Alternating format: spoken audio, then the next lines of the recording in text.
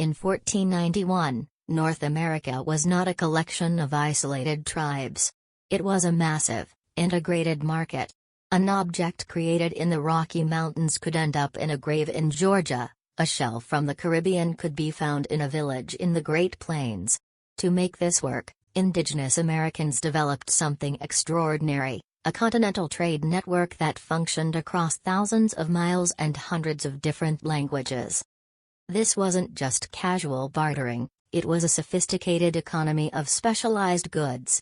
The Great Lakes were the industrial center for copper, which was beaten into sheets and traded as a luxury item. The Gulf Coast provided lightning whelk shells, used for sacred ceremonies. The Southwest exported turquoise, which was so highly valued that it has been found as far south as the Aztec capital of Tenochtitlan.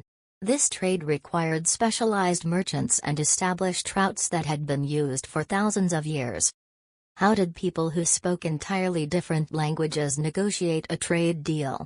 They used hand talk, indigenous sign language.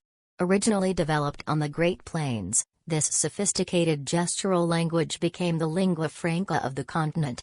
It allowed a Blackfoot hunter, a Pawnee farmer, and a Kiowa trader to discuss complex concepts, prices, weather, geography, and even philosophy, without ever speaking a word. It was the original universal language of the Americas. The infrastructure for this trade was the landscape itself. In addition to the massive river systems like the Mississippi and the Ohio, the continent was crisscrossed by a network of ancient footpaths. Many of these trails, like the Natchez Trace or the Iroquois Trail, were so well engineered that they eventually became the foundations for modern American highways.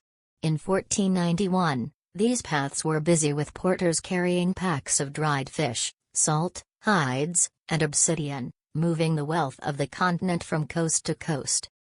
The Americas in 1491 were a place of constant motion and communication. This continental web proves that the world before Columbus was not a new world of disconnected people, but an old, well-traveled world where everyone was connected by the shared desire to trade, talk, and grow.